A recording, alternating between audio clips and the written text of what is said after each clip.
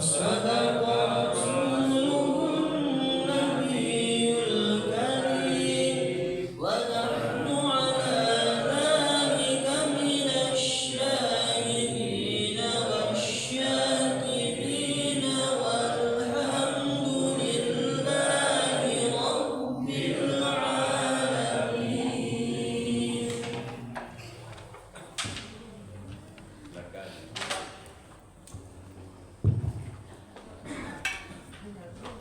Terjemahan Surat Az-Zumar ayat 1 sampai 9. Aku berlindung kepada Allah dari godaan syaitan yang terkutuk. Dengan nama Allah yang Maha Pengasih, Maha Penyayang. Beribadah kepada Allah dengan hati yang penuh keikhlasan. Ayat 1 sampai 9. Kitab Al-Quran ini diturunkan oleh Allah yang Maha Mulia, Maha Bijaksana. Sesungguhnya kami menurunkan kitab Al-Quran kepadamu Muhammad dengan membawa kebenaran. Maka sembahlah Allah dengan tulus ikhlas beragama kepadanya. Ingatlah, hanya milik Allah agama yang murni dari syirik. Dan orang-orang yang mengambil pelindung selain Dia berkata, kami tidak menyembah mereka, melainkan berharap agar mereka mendekatkan kami kepada Allah dengan sedekat-dekatnya. Sungguh, Allah akan memberi putusan di antara mereka tentang apa yang mereka perselisihkan.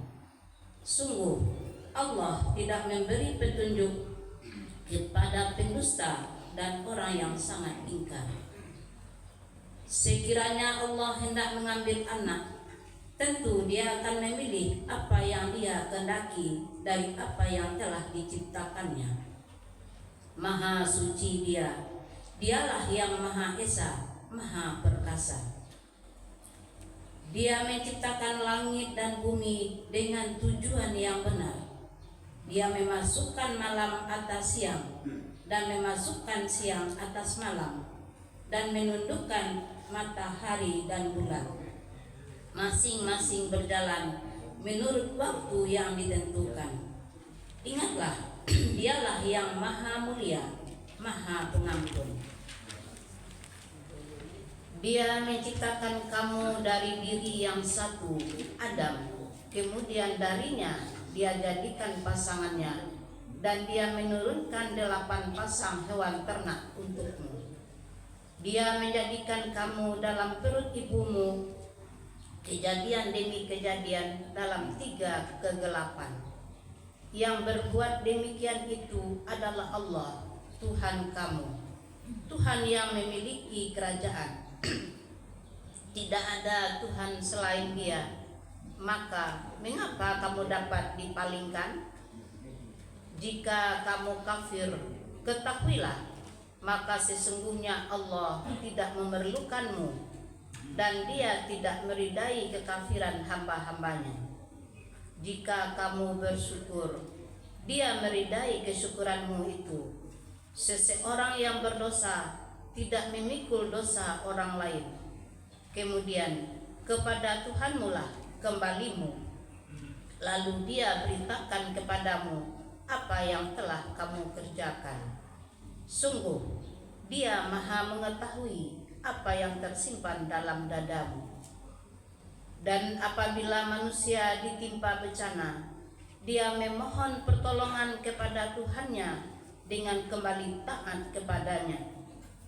Tetapi apabila dia memberikan nikmat kepadanya, dia lupa akan bencana yang pernah dia berdoa kepada Allah sebelum itu, dan diadakannya sekutu-sekutu bagi Allah untuk menyesatkan manusia dari jalannya. Katakanlah, bersenang-senanglah kamu dengan kekafiranmu itu untuk sementara waktu. Sungguh, kamu termasuk penghuni neraka. Apakah kamu orang musyrik dan yang lebih beruntung ataukah orang yang beribadah pada waktu malam dengan sujud dan berdiri karena takut kepada azab akhirat dan mengharapkan rahmat Tuhannya?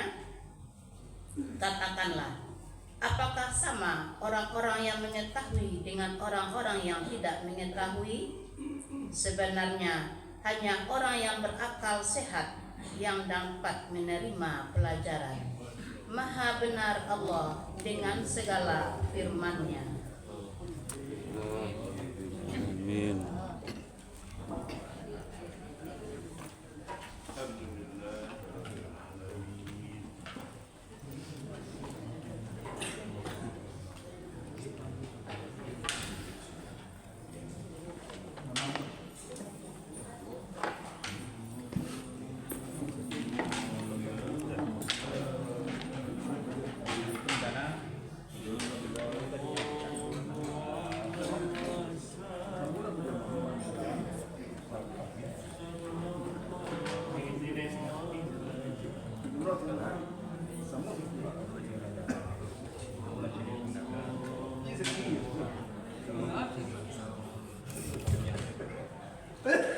Bismillahirrahmanirrahim. Assalamualaikum warahmatullahi wabarakatuh. Waalaikumsalam warahmatullahi wabarakatuh. Alhamdulillahilladzi anzala al-Qur'an hudan lin-nas wa bayyinatin minal huda wal furqan. Asyhadu an la ilaha illallah wa asyhadu anna Muhammadan abduhu wa rasuluh. Pertama utama sekali marilah kita mengucapkan puja berserta puji syukur kehadirat Allah yang mana pada subuh ini kembali kita diberi oleh Allah Subhanahu wa taala nikmatnya, rahmatnya beserta karunia-Nya, sehingga dengan nikmat itu bisa kita melangkahkan kaki dan mengayunkan tangan kita menuju masjid yang sama-sama kita cintai ini. Mudah-mudahan setiap langkah kaki kita, setiap ayunan tangan kita diganjar pahala sebanyak-banyaknya oleh Allah Subhanahu wa taala. Amin ya rabbal alamin. Amin. Salawat dan salam yang kita untukkan kepada Rasulullah sallallahu alaihi wasallam dengan lafaz Allahumma salli ala Muhammad wa ala ali Muhammad. Bapak-bapak, ibu-ibu, pengurus Masjid Baitur Rahim, Mushola At-Thaibah, Mushola Nur Ikhlas beserta jemaah subuh barokah yang dimuliakan Allah.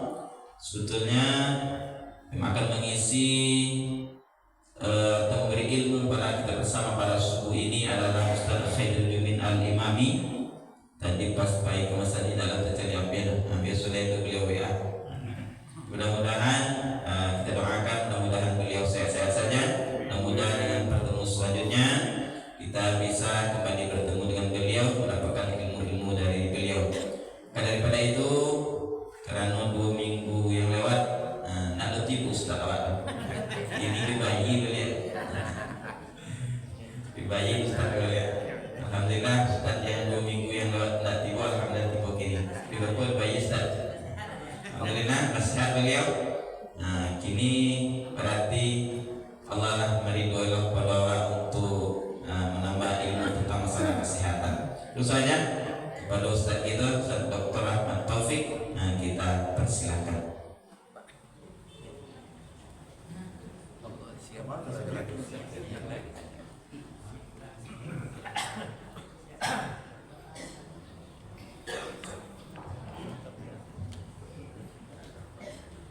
Bismillahirrahmanirrahim.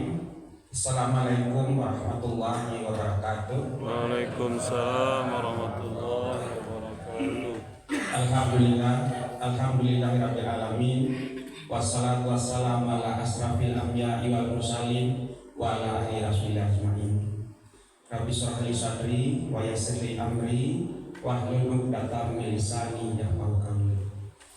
Teman-teman sekali, mari kita sama-sama memanjatkan puji beserta syukur kita kepada Allah Subhanahu wa taala yang telah melimpahkan rahmat dan karunia kepada kita bersama, sehingga dengan limpahan rahmat dan karunia itulah kita dapat hadir di jamaah subuh Masjid Baitur Rahim pada pagi ini dan merangka melaksanakan kegiatan rutin kita, yaitu waktu dengan melaksanakan salat subuh, kemudian mengaji, kemudian sedikit kajian dan terakhir dengan sidang hamilan nantinya.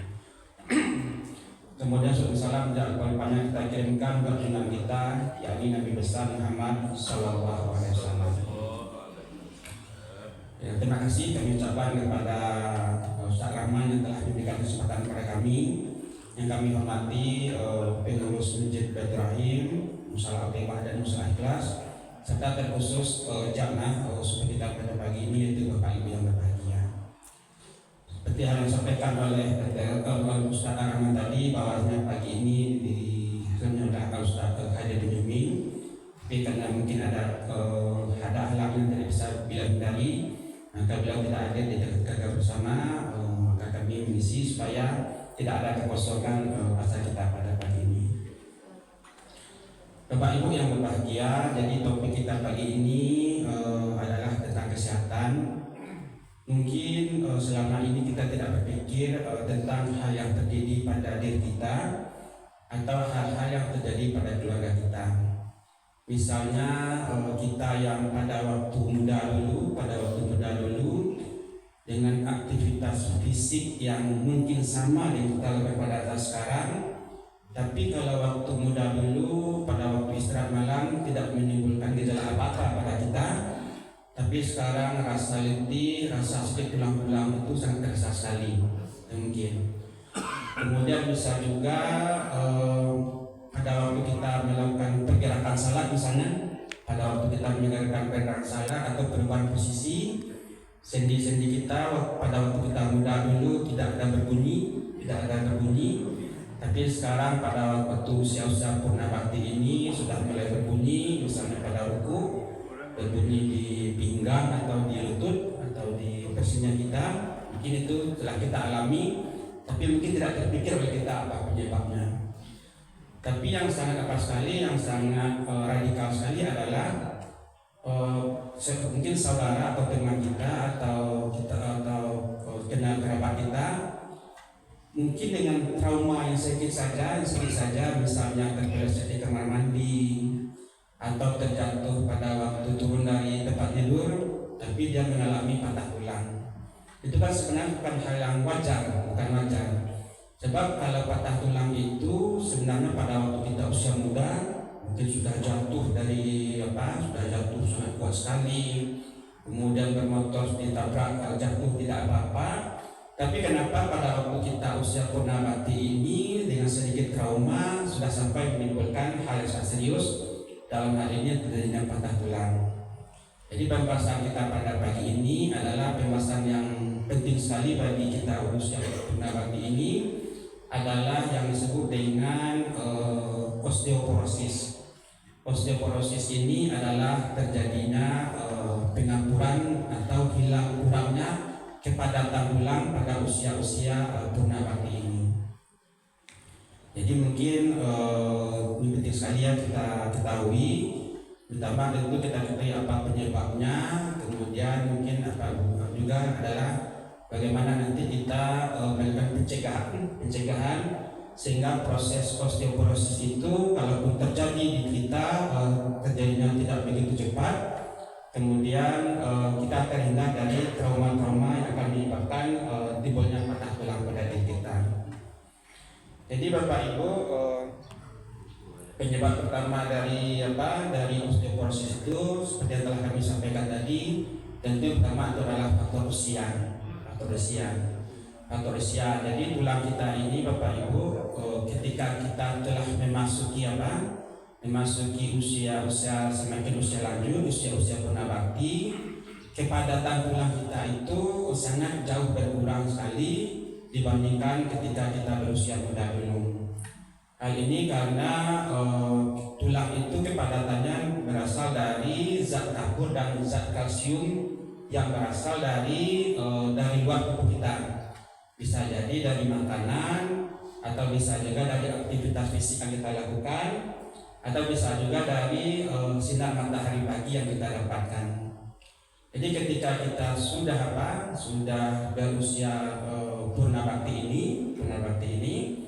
walaupun asupannya tetap kita dapatkan jumlahnya sama ketika kita usia muda dulu, tapi karena pengolahannya misinya tidak sama lagi ketika kita usia muda, maka walaupun sumbernya itu sama banyak, tapi karena usia kita misinya sudah mulai tidak maksimal lagi, jadi dia tidak banyak juga yang diserap oleh tulang tadi.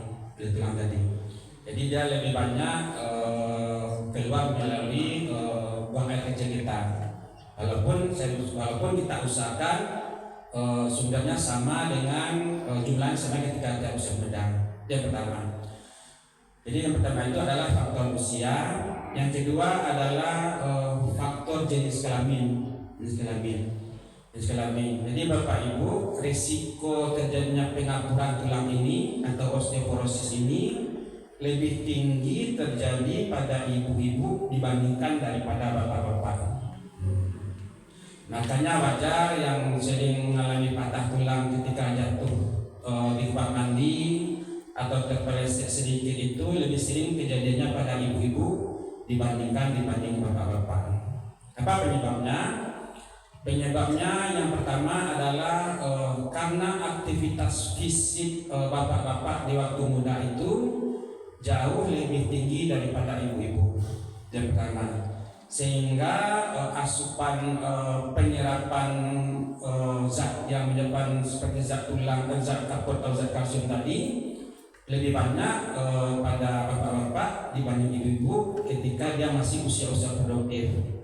Jadi tulang bapak-bapak itu akan lebih kompak atau lebih kuat dibanding ibu-ibu ketika akan menjelang masuki usia produktif tadi. Itu yang pertama. Jadi dasarnya memang tulang bapak-bapak ini lebih kuat daripada tulang ibu-ibu, dan dasar salah satunya adalah karena aktivitas bapak-bapak yang lebih tinggi daripada ibu-ibu ketika usia produktif dulunya. Yang pertama. Yang kedua adalah karena faktor hormon juga, faktor hormon. Kalau pada bapak-bapak hormon yang dominan itu disebut dengan hormon progesteron. Pada ibu-ibu adalah hormon estrogen. Pada waktu kita usia produktif itu hampir sama jumlah komposisinya antara bapak-bapak dengan ibu-ibu. Tapi ketika kita sudah memasuki usia purnabakti, jumlah hormon estrogen si ibu-ibu ini jauh menurunnya dibandingkan dengan penurunan jumlah progesteron yang ada pada bapak-bapak. Jadi sebenarnya dia sama-sama turun hormon ini pada waktu usia kita purnabakti, tapi penurunannya jauh terjadi pada ibu-ibu dibanding pada bapak. Apa buktinya? Salah satu buktinya, mohon maaf kami sampaikan, berhubungan dengan faktor reproduksi tadi. Faktor reproduksi pada ibu-ibu pada usia-usia 40 atau 50 telah terjadi hal yang disebut dengan menopause. Artinya tahun bulannya tidak datang lagi. Kemudian lagi pada beberapa untuk aktivitas yang berhubungan dengan produksi tadi memang mengalami penurunan sedikit, tapi tidak hilang sama sekali seperti yang terjadi pada ibu-ibu. Itu adalah salah satu bukti yang membuktikan bahwasanya penurunan hormon ini sangat jauh lebih terjadi penurunan pada ibu dibandingkan pada bapak-bapak. Itu salah satu buktinya. Kembali ke apa? Kembali ke masalah pengapuran tulang tadi. Hormon ini ternyata juga berpengaruh terhadap metabolisme dari zat kapur atau zat kalsium tadi. Artinya apa? Zat kapur atau zat kalsium yang dapat kita dapatkan dari luar, misalnya dari makanan atau dari obat-obatan tertentu atau vitamin-vitamin tertentu atau dari sinar matahari yang kita dapatkan pada pagi hari, ketika diterima oleh tubuh, dia diantarkan ke tulang itu. Salah satu yang mengantarkan ke tulang itu adalah si hormon tadi. Jadi dia tidak langsung kita terima langsung ke tulang, dia diterima oleh tubuh terlebih dahulu dan diolah oleh tubuh. Ketika akan disampaikan ke tulang, salah satunya zat transportasinya adalah hormon tadi. Karena si hormon tadi jauh berperan pada ibu-ibu, wajarlah tentu si tulang ibu-ibu akan jauh kurang menerima zat yang untuk mencegah terjadinya zat pengapuran tadi. Itulah yang menyebabkan Kenapa tulang ibu-ibu itu jauh lebih rapuhnya dibanding bapak-bapak ketika dibandingkan dengan usia yang sama. Itu yang pertama. Itu yang kedua. Jadi kita ulang lagi apa yang dapat bilang kita menjadi osteoporosis tadi. Yang pertama itu adalah faktor usia. Yang kedua adalah jenis kelamin. Kemudian apa yang ketiga? Yang ketiga itu adalah obatan-obatan tertentu. Obatan-obatan tertentu. Ada beberapa obat itu yang bersifat dia dua cara dia mengurangi menyebabkan osteoporosis tadi. Yang pertama adalah dengan cara menghambat penyampaian zat kapur atau kalsium tadi ke tulang. Ada obat tertentu seperti itu. Jadi diikatnya zat kapur zat tulang tadi yang seharusnya bisa sampai ke tulang, tapi karena ada obat-obat tertentu diikatnya sehingga dia tidak sampai ke tulang. Yang pertama. Yang kedua juga dia caranya adalah dengan cara menggerogoti tulang itu sendiri. Menggerogoti ada juga obat-obat tertentu seperti itu. Bagaimana cara menghindari kondisi seperti ini?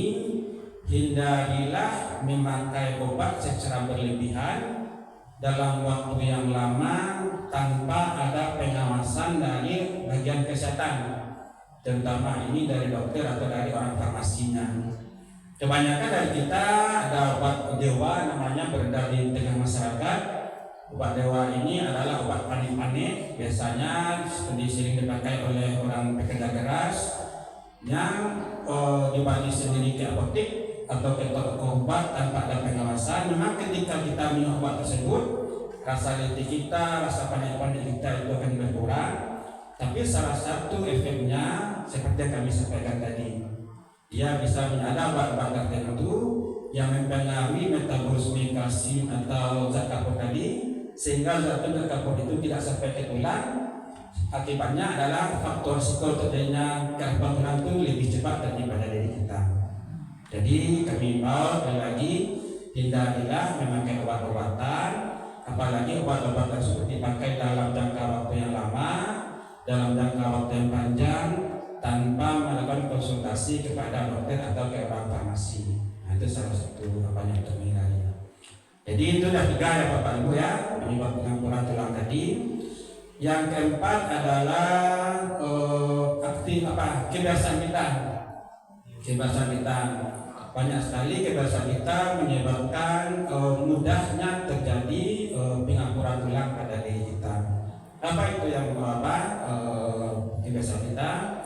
Yang pertama itu adalah kurangnya aktivitas fisik pada diri kita dari mulai kita usia-usia produktif atau usia-usia muda. Kenapa seperti itu kami bilang? Untuk bergerak atau beraktivitas fisik ini kita tentu membutuhkan zat-zat tertentu supaya aktivitas fisik itu terjadi, baik itu di tulang, baik itu di otot, baik itu di organ-organ lain seperti jantung dan semuanya. Ketika kita beraktivitas fisik atau berolahraga, tentu ada kebutuhan-kebutuhan yang diperlukan terjadinya aktivitas fisik tersebut. Karena pembahasan kita tentang tulang, mungkin tentang di tulang saja kita bahas. Jadi Bapak Ibu, ketika kita berolahraga, tentu ada aktivitas fisik di tulang tersebut. Nah, ketika ada aktivitas fisik itu, aktivitas fisik tulang itu, tentu dia membutuhkan zat kapur atau zat kalsium yang kami sebutkan tadi. Jadi kalau seandainya kita rajin berolahraga, maka terjadilah regulasi atau pertukaran zat kapur atau zat tulang tadi. Ketika kita pakai ketika kita berolahraga dia terpakai, maka ketika kita beristirahat, maka terjadi pergantian zat kapur atau zat tulang yang baru di tulang kita tadi. Tapi kalau seandainya kita pemalas di waktu mudanya, lebih banyak tidur, lebih banyak duduk atau aktivitas fisik, maka si zat kapur itu dia akan mengendap sendiri tulang tanpa terjadi pertukaran. Kenapa seperti itu? Karena dia tidak dipakai sama sekali. Jadi tidak ada pertukaran. Tentu zat kapur dan zat tulang itu adalah zat kapur yang lama-lama akan menguap sendiri untuk di tulang kita. Dia akan menguap sendiri dan lama-lama tentu kerapuhannya lebih tinggi dibanding kalau seandainya kita mulai melakukan aktivitas fisik atau olahraga. Itu yang kebiasaan kita. Yang kedua adalah mohon maaf adalah kebiasaan kita yang suka minum alkohol atau merokok. Karena ada zat-zat tertentu di minuman beralkohol tadi atau di rokok tadi yang akan merusak dari regulasi atau metabolisme dari zat kabur atau zat tulang berada di tulang kita. Nah, itu adalah penyebab yang keempat dari timbulnya pengampuran atau osteoporosis pada tulang itu sendiri. Kemudian yang terakhir adalah karena faktor genetik. Nah, kalau faktor genetik ini ya tidak bisa kita hindari, tidak bisa hindari. Ini adalah faktor yang kita dapatkan secara keturunan dari orang tua kita. Tapi kalau yang karena faktor genetik ini, gejala osteoporosisnya biasanya sudah terjadi pada usia-usia anak-anak atau pada usia bayi kadang. Semakin berat kondisi faktor genetiknya, semakin cepat timbul faktor campuran yang dibuktikan mudah sekali si bayi atau si anak itu mengalami patah tulang. Nah, itu adalah mungkin di luar pembahasan kita ini sehubungan dengan ke usia purnabaktian kita. Nah, jadi Bapak Ibu, tadi ada 4 ya penyebabnya, ada 4. Yang pertama itu adalah usia, yang kedua adalah jenis kelamin, yang ketiga apa tadi? Hormon, kemudian apa tadi? Genetik ya, kebiasaan. Jadi itu adalah 4, kita sudah 4 ya, karena genetik itu di luar penyebab kita. Itu ada 4 penyebab dari timbulnya kerampuan tulang pada diri kita. Kemudian Bapak Ibu, kalau seandainya kita sudah tahu dari penyebabnya, tentu kita harus tahu juga cara menghindari supaya kita tidak sampai terjadi yang terburuk. Yang terburuk adalah terjadinya patah tulang di tubuh kita ketika cuma trauma minimal yang terjadi pada diri kita. Waktu dulu sebelum apa pencegahan ciri-cirinya dulu. Ciri-cirinya adalah mulai dari yang ringan sampai yang berat yang ciri-cirinya. Dan biasanya proses osteoporosis ini, pengampuran tulang ini telah terjadi itu ketika kita usia 50-an. Ketika bisa juga kita bandingkan dengan menurunnya aktivitas reproduksi kita. Itu artinya telah terjadi osteoporosis tubuh kita. Atau pada ibu-ibu lebih mudah menandainya ketika tamu bulannya sudah tidak datang lagi. Nah, kalau itu sudah terjadi, itu sudah mulai proses osteoporosis di tubuh kita. Memang itu suatu hal yang alami, tapi tanggung jawab kita adalah bagaimana dia tidak cepat terjadinya dengan cara tentu menghindari hal-hal yang kami sebutkan tadi. Ciri-cirinya biasanya mulai seperti yang kami sebutkan di awal, rasa panik atau rasa sakit di tulang itu akan lebih terasa ketika kita membandingkan aktivitas kita yang sama pada waktu muda dulu. Pada waktu muda dulu kita biasa saja, habis jalan 5 kilo tidak apa-apa, tapi sekarang sudah menimbulkan rasa nyeri yang hebat sekali. Itu berarti terus mulai.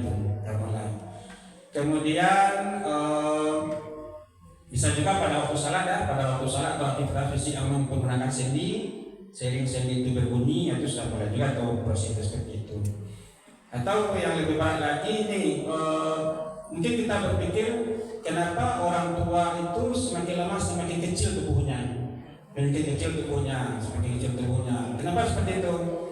Salah satunya adalah karena penyusutan dari tulang tadi yang disebabkan oleh karena semakin berkurangnya zat kapur atau zat kalsium di tubuhnya. Tapi yang ciri yang terberat adalah dengan trauma minimal yang seharusnya tidak terjadi apa-apa pada seseorang dengan trauma minimal saja itu menimbulkan patah tulang. Nah, itu sudah ciri dan kondisi yang terberat dari terjadinya pengampuran atau osteoporosis ini. Nah, itu adalah ciri-cirinya. Jadi kalau seandainya itu sudah kita rasakan, nah tentu kita harus bagaimana pola hidup kita lebih lagi sehingga tidak sampai jangan terjadi patah tulang pada diri kita. Kemudian pencegahannya dengan kita dengan kebiasaan kita bangun subuh ini Bapak Ibu, yang kita bangun subuh, salat, kemudian agak lama di masjid sedikit, sehingga kita kan kalau usia purnama bakti ini kan apa lama di masjid, lama di masjid, kemudian pulangnya itu pas waktu sinar matahari terbit. Itu sangat sekali itu. Kita pulang pergi ke musala, kemudian kita mengaji, kemudian kita bincang-bincang sama kita, kemudian pada waktu kemudian kita akhiri dengan salat, kemudian kita keluar pada waktu matahari terbit. Itu sangat bagus sekali itu kebiasaannya. Putra boleh seperti Pak Ji ini. Jadi pada yang pertama itu adalah dengan kita bangun subuh ini kita melatih hormon kita itu berawal dari ketika tubuh kita tidak mengalami stres. Jadi hormon kita tetap terjaga, hormon kita tidak terjaga, emosi kita stabil. Bagusnya hormon kita tentu penyerapan zat kalsium tadi juga bagus untuk tulang kita. Kemudian kita mengaji, kemudian kita berbincang-bincang sesama kita, itu juga mengurangi stres tadi, menjadikan relaksasi di tubuh kita, sehingga nanti hormon kita bagus, sehingga bagus juga dia mengatakan zat kapur atau zat kalsium ke tulang kita. Kemudian pas waktu kita keluar masjid, matahari terbit, kita jalan kaki. Kalau perlu diperpanjang jalan kita. Kalau misalnya kalau pulangnya misalnya ke depan, kita memutar terlebih dahulu, sehingga tubuh kita mendapat asupan vitamin yang sangat berharga sekali, dan vitamin ini gratis, yaitu vitamin D yang dikeluarkan oleh sinar matahari pagi. Dan vitamin D ini juga sangat berguna sekali untuk mencegah terjadinya pengaturan atau osteoporosis tadi. Jadi kalau seandainya kebebasan kita ini sudah kita lakukan, alhamdulillah bulan ke depan kita harapkan ini kita pertahankan untuk selanjutnya. Kemudian berikutnya adalah mohon maaf bagi bapak-bapak yang masih merokok itu apalagi dengan usia purnawakti, kalau bisa di stop lagi karena ini tidak ini saja pengaruhnya, tidak ke tulang saja, tapi hampir seluruh tubuh kita dipengaruhi oleh si rokok tadi. Dan lebih bagusnya, apalagi kita logikakan. Ketika anggap saja tubuh kita ini tentara atau pertahanan di tubuh kita. Anggap saja rokok itu adalah musuh yang datang dari luar. Pada waktu kita muda, setiap ada zat asing di tubuh kita ini, secara mekanisme diciptakan oleh Tuhan, ada pertahanan di tubuh kita. Ada tentara yang akan sebelum kita minum obat-obatan ya Bapak Ibu, ada tentara yang akan membunuh zat asing itu di tubuh kita. Tapi dengan pertambahan usia kita, si tentara ini jumlahnya makin berkurang, dan juga daya tempurnya itu juga akan berkurang. Di satu sisi, zat yang masuk di tubuh kita tidak ada perubahan. Mungkin pada waktu kita muda, kita merokok tidak apa-apa, mungkin atau yang lain. Itu karena ini kita masih muda, tentara di tubuh kita masih banyak, masih kuat. Tapi di sisi lain dengan perjalanan waktu, dengan pertambahan umur, si tentara tadi dia makin lama makin jumlahnya makin kurang, kemudian daya tempurnya makin kurang, tapi lawannya tidak berubah. Kita bayangkanlah dengan logika seperti itu, semoga memberi kesadaran bagi kita semua. Kalau bisa ya di stoplah kebiasaan merokok ini. Dan merokok ini tidak saja merusak diri yang si perokok saja. Itu kan tidak adil kita tuh. Yang merokok tidak merusak tapi juga mempengaruhi teman-teman lingkungan yang berada di sekitar kita. Yang teman-teman yang berada di sekitar kita kebetulan usianya pun sama dengan usia kita. Apa tidak adilnya kita tuh terhadap diri kita. Jadi itu yang kedua. Yang ketiga adalah tentu kita juga aktivitas ringan. Nah, ini tetap juga Bapak Ibu, karena takut dia akan patah nanti, justru kita diam-diam saja itu tidak bagus juga. Lakukanlah aktivitas ringan yang sesuai dengan kemampuan usia kita, yang sesuai dengan kemampuan tulang kita menerimanya. Nah, apa itu aktivitas ringan itu? Terutama biasanya itu adalah jalan kaki, atau mungkin bersepeda dengan jarak-jarak tertentu. Nah, itu juga tetap kita rangsang supaya tetap terjadi regulasi juga terhadap zat kapur atau zat kalsium tadi, sehingga tetap ada pembaharuan di tulang kita. Yang terakhir adalah bagaimana kita menyesuaikan kondisi lingkungan kita, kondisi rumah kita terhadap bertambahnya usia kita ini. Contoh misalnya kalau dulu kita tidurnya di tempat yang tinggi atau pakai ranjang, mungkin bisa kita kurangi ketinggiannya lagi. Atau mungkin kamar mandinya juga diperhatikan, apakah punya tangga kamar mandinya, atau licin lantainya bagaimana, atau kalau dulu tidak perlu dibikin pegangan di dinding, ini perlu pegangan di dinding. Kemudian juga kunci-kuncinya juga kita aktifkan. Kemudian nomor-nomor yang darurat yang bisa menghubungi anak atau saudara itu harus selalu berada di sekitar kita. Sehingga kalau seandainya hal tersebut terjadi, misalnya kita licin di kamar mandi, kemudian kita jatuh, kita mengalami debur agak patah. Nah, kalau patah tulang itu yang paling sering terjadi itu adalah daerah pinggul, Bapak Ibu. Daerah pinggul. Dan untuk penanganan di rumah sakit pun akan sulit sekali kalau sudah terjadi patah tulang di daerah pinggul pada usia-usia yang usia produktif ini. Jadi Bapak Ibu, penanganan tulang itu yang paling bagus itu kan dipasang pen. Dipasang pen ini kita bayangkan Bapak Ibu, ketika balok patah, tentu ada balok kecil yang kita pakukan di antara yang patah nanti. Itulah logika pasang pen dari itu. Tapi gimana cara melakukan pasang pen ini pada osteoporosis? Sedikit apa saja trauma itu sudah patah, dipasang pen itu tambah apa dia nanti, hancur dia nanti. Nah, jadi yang paling bagus itu Bapak Ibu bukanlah mengobatinya, tapi adalah bagaimana menghindari jangan sampai terjadi hal-hal seperti ini. Dan kalau seandainya sudah terjadi pada diri kita, itu sudah susah sekali menanganinya. Juga nanti kepada si pasien itu kita bisa jadi dia nanti mengalami rasa nyeri yang sangat hebat sekali. Kemudian bisa jadi dia nanti cuma tergeletak saja di tempat tidur. Dan kalau sudah tergeletak di tempat tidur akan timbul juga komplikasi berikut kalau seandainya sudah lama terjadi itu. Mungkin Bapak Ibu, karena jam sudah menunjukkan 6:30, ini sudah lewat dari kebesaran kita. Jadi, silakan Bapak Ibu kita diskusi terlebih dahulu. Silakan tutup. Silakan Bu Beni.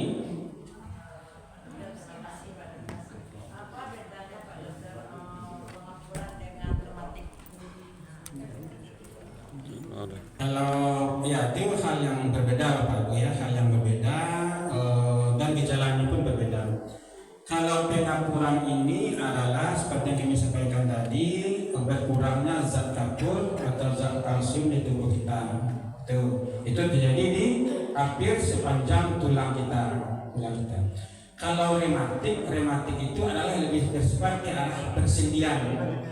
Arah persendian bisa juga karena juga disebabkan oleh pengapuran daerah sekitaran sendi, atau bisa juga berkurangnya cairan pelumas yang para sendi tadi, atau bisa juga karena kurang fleksibelnya lagi saraf atau otot-otot di sekitar sendi, atau bisa juga sebab ada penumpukan peningkatan zat-zat tertentu di daerah sendi. Yang paling banyak itu adalah peningkatan zat asam urat. Itu yang membedakan antara osteoporosis dengan reumatik tadi. Kalau untuk gejalanya, kalau yang osteoporosis ini dia menimbulkan rasa nyeri di tulang itu hampir di sepanjang tulang kita, Tapi kalau rematik itu biasanya bersifat lokal, biasanya terjadi di daerah-daerah persendian, terutama di daerah persendian yang menopang tubuh kita. Yang paling banyak itu adalah di daerah sendi lutut, sama daerah sendi pinggul, dan daerah pergelangan kaki. Dan karena itulah salah satu pencegahan berkurang dan gejala rematik pada diri kita adalah salah satunya adalah menjaga berat tubuh kita seideal mungkin. Nah, kalau seandainya berat tubuh kita tidak ideal, akhirnya terjadi obesitas, kegemukan, kita bayangkanlah berapa beban yang harus ditanggung setiap kita sepanjang hidup kita. Bebannya besar, kemudian di satu sisi dia sudah mulai juga mengalami penurunan. Itu yang membedakan antara osteoporosis dengan rematik tadi. Dah ya Bapak Ibu, sudah setuju ya? Nah, agak Bapak Celo, ya Bapak Ibu pilih hadiah ya, silakan kocanya. Oh, untuk makanan yang mendukung puak tuh kalsium tuh kan awak kira alternatif lain. Kira ada enggak dari makanan ada rekomendasi. Ya, pertanyaannya bagus sekali Bapak Ibu ya. Jadi tentu ada asupan kalsium itu yang dari luar, dalam hal ini adalah makanan. Kalau kalsium itu paling banyak tentu dari serat ya, dari serat, dari sayur-sayuran. Kemudian ini satu lagi penting. Kalau kita biasa minum kopi atau minum teh, tambahlah kebiasaan kita minum susu lagi. Minum susu. Carilah nanti di sub minimarket nanti susu yang yang tinggi zat kalsiumnya. Jadi kalau seandainya dari asupan makanan kita tidak cukup, minimal kita minum itu 1 gelas sehari, sehingga nanti asupan zat kalsium dan protein ini terpenuhi dari makanan kita. Ditambah dengan kebiasaan kita berolahraga pagi, terutama olahraga ketika matahari baru naik tadi.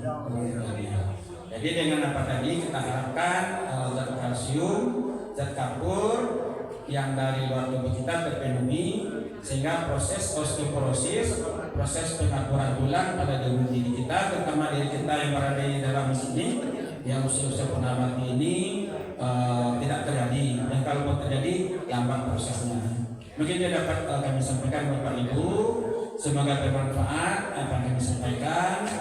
Mohon maaf kalau seandainya ada yang tidak tepat kami sampaikan. Kami tutup dengan mengucapkan wabillahi taufiq hidayah. Assalamualaikum warahmatullahi wabarakatuh. Waalaikumsalam warahmatullahi wabarakatuh.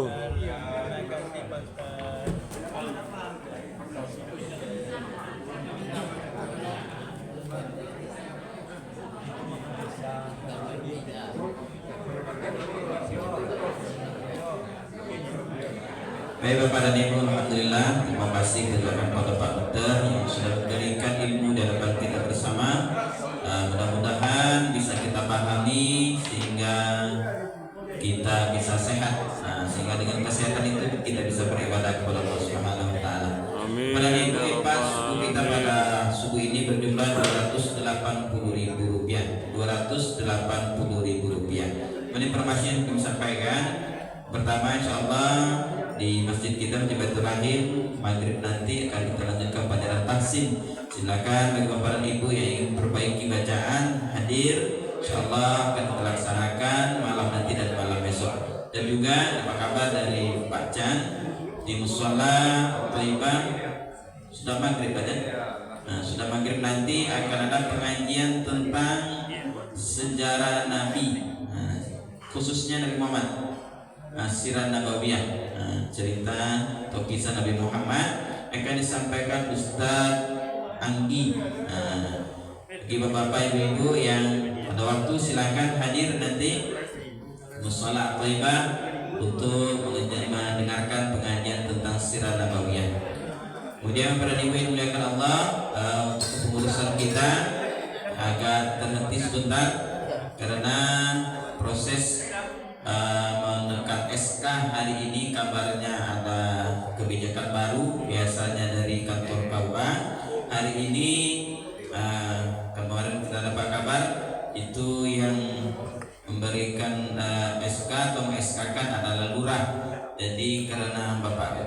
sakit, sore pun tidak bisa ditandatangani.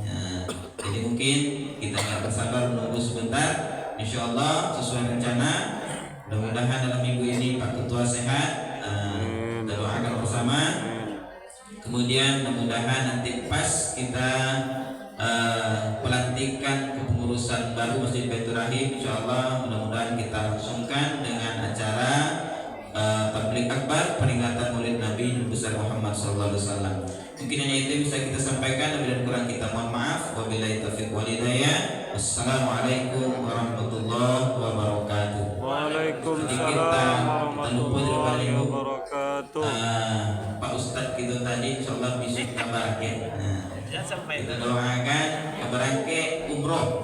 Kita doakan mudah-mudahan beliau sehat-sehat dalam perjalanan dan Amin ya rabbal alamin. kembali bisa berbagi sama kita. Kita akan disampaikan oleh Pak Wakil. Alhamdulillah, terima kasih.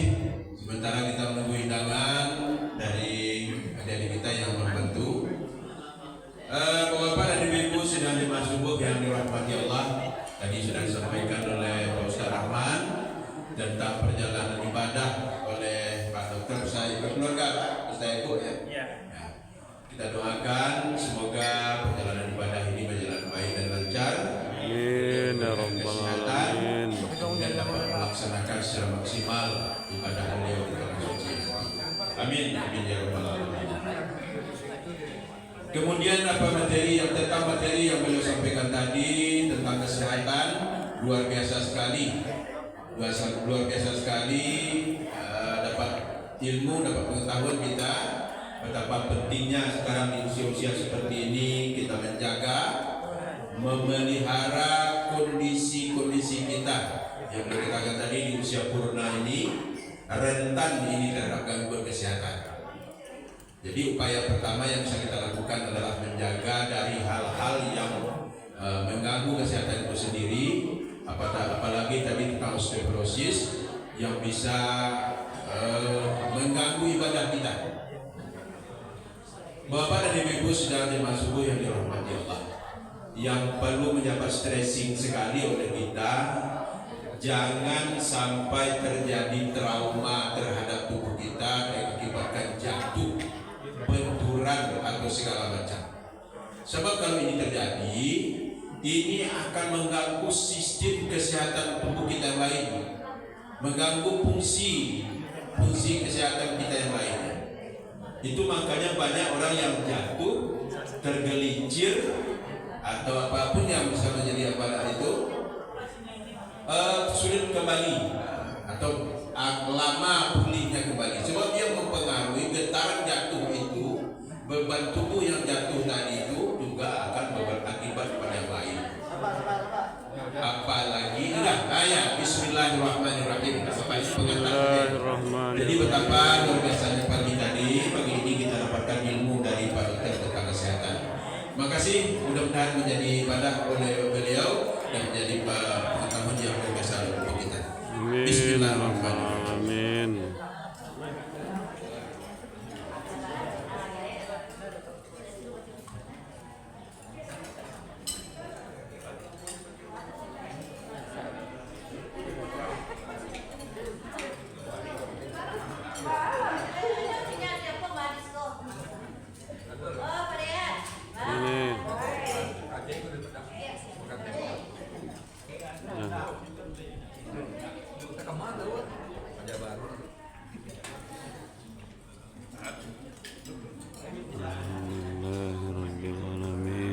Assalamualaikum warahmatullahi wabarakatuh. Insyaallah Palestina merdeka, amin ya rabbal alamin. Insyaallah kita semua sukses dunia akhirat, amin ya rabbal alamin. Insyaallah penjajahan di atas dunia dihapuskan, amin ya rabbal